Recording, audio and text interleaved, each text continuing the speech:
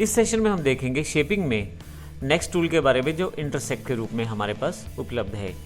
यदि आप इन दोनों इमेजेस में से कॉमन एरिया जो इन दोनों का ओवरलैप्ड एरिया है उसको रखना चाहते हैं तो फिर आप इंटरसेक्ट का प्रयोग कर सकते हैं। जैसे उदाहरण के लिए मैं यहाँ पे सर्कल यहाँ रख देता हूँ इस रेक्टेंगुलर के ऊपर, सेलेक्ट कर लेता हूँ सर्कल को, इंटरसेक्ट विद मुझे टारगेट ऑब्जेक्ट बताना है जो मेरे पास यहाँ पे रेक्टेंगुलर है, क्लिक कर देता हूँ।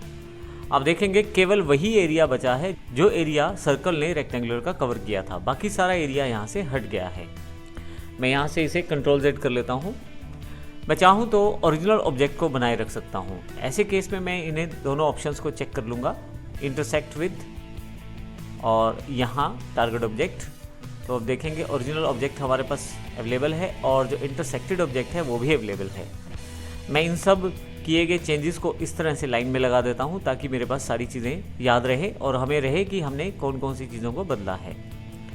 तो इस प्रकार इंटरसेक्ट कमांड का हम प्रयोग कर सकते हैं। नेक्स्ट कमांड हमारे पास यहाँ सिंप्लीफाई के रूप में उपलब्ध है।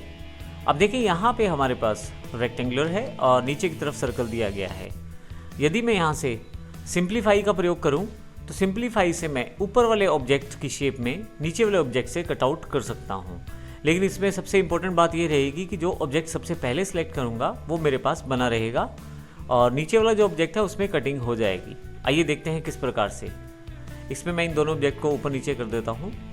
यहाँ से मैं सिंप्लीफाई सेलेक्ट कर लेता हूँ। यहाँ हमें दोनों ऑब्जेक्ट को सिलेक्ट करना है। जब आप ऑब्जेक्ट्स को सिलेक्ट करेंगे तो ये निर्भर करेगा ऑब्जेक्ट की सिलेक्शन पे कि कौन सा ऑब्जेक्ट जो है वो कटआउट होगा। आप जिसको पहले सिलेक्ट करेंगे उस शेप में कटिंग होगी और जिसको आप बाद में सिलेक्ट करेंगे उसको काटा जाएगा। जैसे हमने यहाँ सर्कल सेलेक्ट किया हुआ है तो सर्कल की शेप में तो कटिंग होगी, और यदि मैं शिफ्ट प्रेस करके दूसरा ऑब्जेक्ट रेक्टेंगुलर सेलेक्ट कर लेता हूँ, क्योंकि रेक्टेंगुलर को बाद में सिलेक्ट किया है तो रेक्टेंगुलर में से कटिंग होगी। आइए देखते हैं किस प्रकार से इसे अप्लाई करें। अब आपके पास नीचे की तरफ यदि देखें तो आपके पास जो नीचे वाला ऑब्जेक्ट है उसमें सिंप्लीफिकेशन कर दी गई है, अर्थात उसे कटआउट कर दिया गया है। इसमें ऊपर वाला ऑब्जेक्ट एज इट इज़ बना हुआ है जबकि नीचे वाला ऑब्जेक्ट जो है वो कटआउट हुआ है।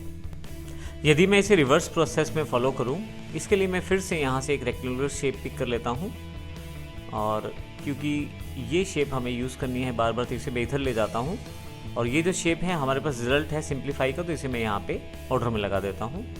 अब हम इसमें रिवर्स ऑर्डर की बात करेंगे। इसमें अब की बार मैं सबसे पहले रेक्टेंगुलर को सिलेक्ट करूंगा, लेकिन इसमें देखिए मैंने यहाँ पे अभी इसको नीचे कर दिया है, लेकिन शिफ्ट के साथ पेज अप करेंगे तो ये सर्कल ऊपर आ जाएगा।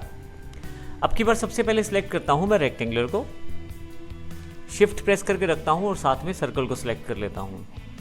जैसे ही मैं अप्लाई करता हूँ आप देखेंगे कटिंग बिल्कुल सेम है, अर्थात यदि आप सिंप्लीफाई करें तो आपके पास आउटपुट बिल्कुल सेम रहता है। जो ऑब्जेक्ट ऊपर रहता है उसी के हिसाब से कटिंग की जाती है। आइए इसको एक एग्जांपल के रूप में और देख लेते हैं हम। यहाँ पे मैं इसको यहाँ डिफाइन कर देता हूँ। अब की बार मैं सर्कल को नीचे ले जाता हूँ। शिफ्ट पेज डाउन कमांड का प्रयोग करें, जो ऑब्जेक्ट ऊपर है वो ऑर्डर में नीचे चला जाएगा और यहाँ पे मैं सिलेक्ट कर लेता हूँ सबसे पहले रेक्टेंगुलर को। शिफ्ट प्रेस करके मैं सर्कल भी सिलेक्ट कर लेता हूँ और अप्लाई कर देता हूँ।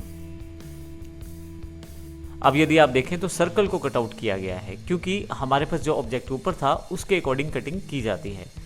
तो इस प्रकार से आपने देखा कि किस प्रकार हम सिंप्लीफाई कर सकते हैं और साथ में इंटरसेक्शन कमांड का प्रयोग कर सकते हैं डिफरेंट टाइप की शेप्स को क्रिएट करने के लिए। धन्यवाद।